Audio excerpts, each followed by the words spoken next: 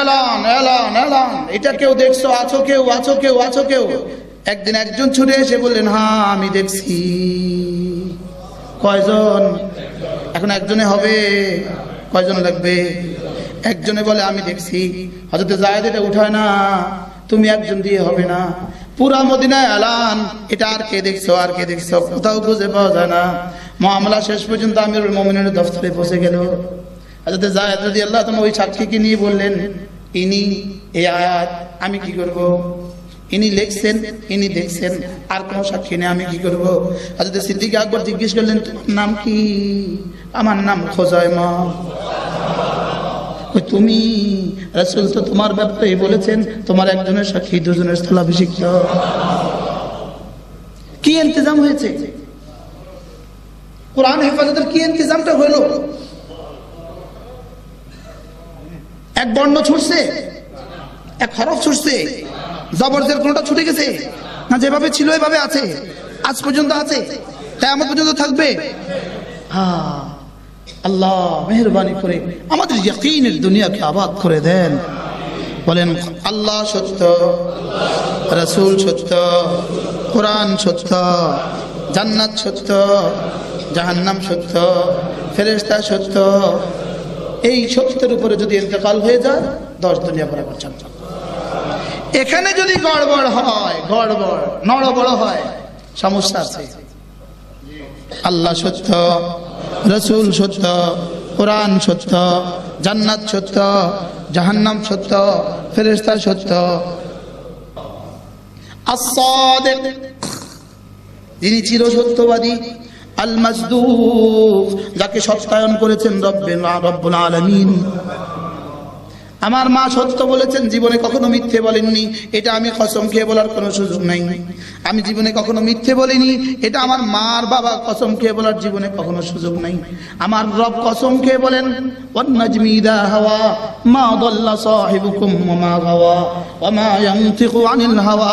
আমার রব কসম খেয়ে বলেন, আমার রাসূল জীবনে কখনো নিজের থেকে বলেননি। কি? আমার রাসূল জীবনে কখনো নিজের থেকে বলেননি। আমি যা বলে দিয়েছি সেগুলো শুনিয়েছেন, অথবা আমি যা তার হৃদয়ে ঠেলে দিয়েছি সেগুলো বলে দিয়েছেন। আমি যা জিবরিলের মারফতে সরাসরি পাঠিয়েছি এগুলো তোমাদেরকে শুনিয়ে দিয়েছেন পড়ে পড়ে, অথবা আমি যা তার হৃদয়ে ঠেলে দিয়েছি সেগুলো তিনি বলে দিয়েছেন। আমার রাসূল ঘুমের মধ্যেও কখনো অসতর্ক কথা বলতেন না। সুবহানাল্লাহ বলবেন না? ঘুমের মধ্যে মানুষ কি পরিমাণ কথা বলে, বলে কিনা? রাসূল জীবনে ঘুমের মধ্যেও কখনো অশালীন অসতর্ক কথা বলেননি। রাসূলের ঘুম চোখে ছিল, দিলে ছিল না। সকালে না বলেছি, আইনানি আইনানি ইয়াকযান ওয়াল আইনানি তানামান ওয়াল কলবু ইয়াকযান। আল্লাহ রাসূল বললেন, আমার দু চোখ ঘুমায়, আমার দিল জেগে থাকে। দিল কি বলেন?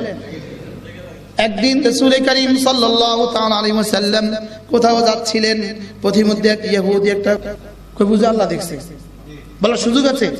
না, সুযোগ নাই। ইহুদি তো আল্লাহ মানে না, ইহুদি তো আল্লাহ কি মানে না, তো তাকে কিভাবে বলবে?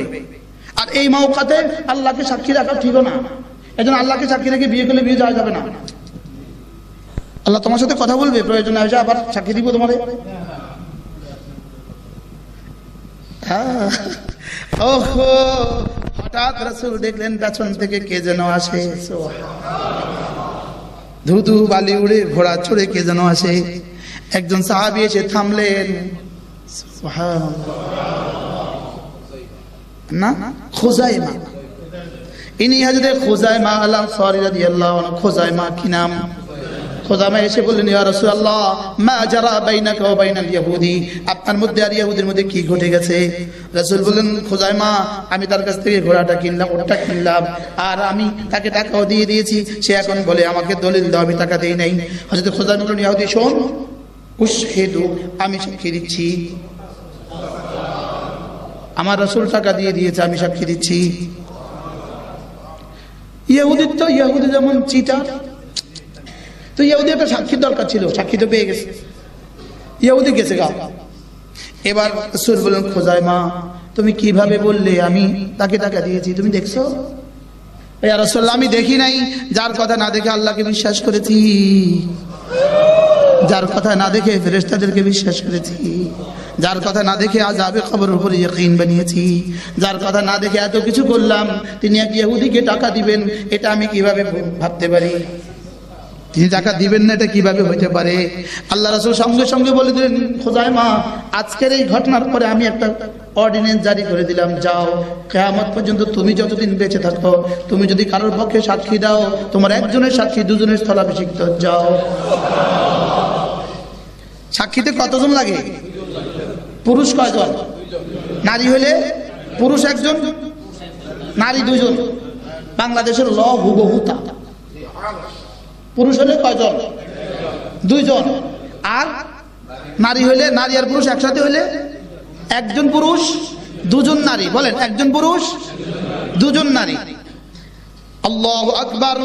ঘটনা অনেক দূর চলে গেল।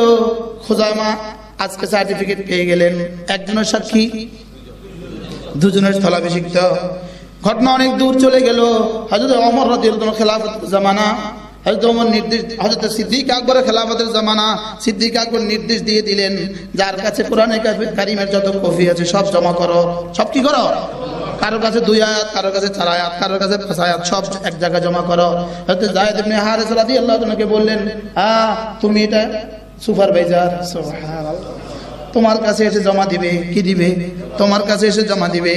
তুমি যেই জমা দিবে এটা আমার কাছে জমা 3 আয়াত। তবে তুমি, আমি লিখেছি রাসূলের সামনে, এই দুজন দেখেছে। সুবহানাল্লাহ। কথা কি বুঝে আসছে? কি করবে? কয়জন সাক্ষী লইয়া? দুজন। এটা আমি জমা করেছি, এই দুজন সাক্ষী। এটা আমি জমা করেছি, এই দুজন সাক্ষী। এভাবে গোটা কোরআন জমা হয়ে গেল, কিন্তু কোথাও একটা আয়াত খুঁজে পাওয়া যায় না। লাকাদ জাআকুম রাসূলুম মিন আনফুসিকুম আজিজুন আলাইহি মা আনিতুম হারিসুন আলাল মুমিনিনা হারিসুন আলাল মুমিনিনা রাউফুর রহিম। সূরা তাওবার শেষ আয়াত কোথাও পাওয়া যাচ্ছে না। সাহাবায়ে কেরাম হয়রান, কি ব্যাপার? আমরা তো জানি এটা সূরা তাওবার শেষ আয়াত, কিন্তু এটা লিখিত দেওয়া ছাড়া, দুজন সাক্ষী ছাড়া তো হচ্ছে না। বুঝেন নাই কথা? লিখিত দিতে হবে, আর দুজন। গোটা মদিনায় তৈয়বা হয়রান, কোথাও এই আয়াত খুঁজে পাওয়া যায় না, কোথাও নাই। কি করবে সাহাবায়ে কেরাম? আমরা তো জানি সূরা তাওবার শেষ আয়াত লাকাদ জাআকুম, লেকিন এটা লিখিত তো নাই। তাহলে কি কোরআনের একটা আয়াত ছুটে যাবে? এটা তো হয় না। সুবহানাল্লাহ। আল্লাহ তো আগেই বলেছেন, ইন্না নাহনু নাযালনা যিকরা, অবতীর্ণ করেছি আমি, হেফাজত করব আমি। এই জন্যই তো 7 বছরের মেয়ে বাচ্চা হাফেজা হয়, এই জন্যই তো 8 বছরের ছেলে বাচ্চা হাফেজ হয় পৃথিবীতে। সুবহানাল্লাহ বলে না? পৃথিবীর কোন গ্রন্থের হাফেজ হয় 8 বছরের বাচ্চা? আছে কিছু? পৃথিবীর কোন বইয়ের হাফেজ হয় 9 বছরের বাচ্চা? তাও আবার মেয়ে বাচ্চা।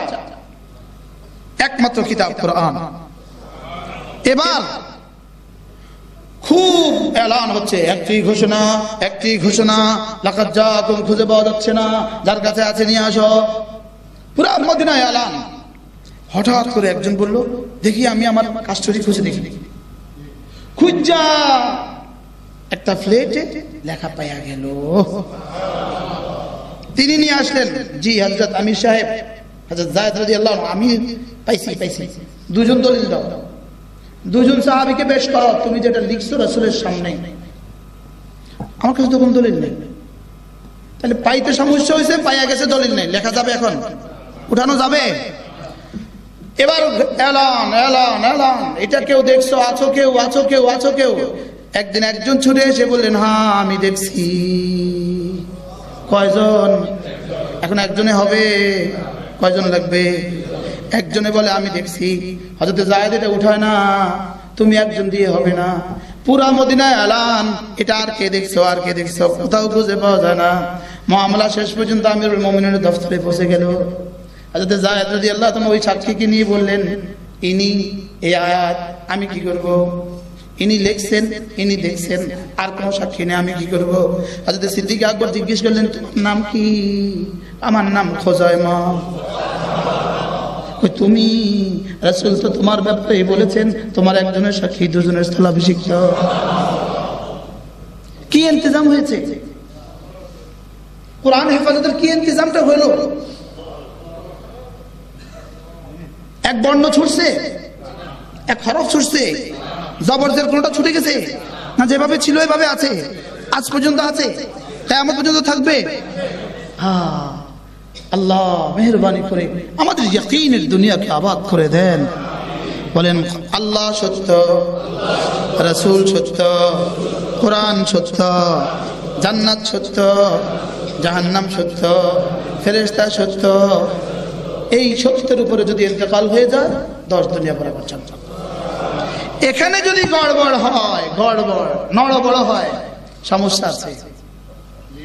আল্লাহ সত্য, রাসূল সত্য, কোরআন সত্য, জান্নাত সত্য, জাহান্নাম সত্য, ফেরেশতা সত্য,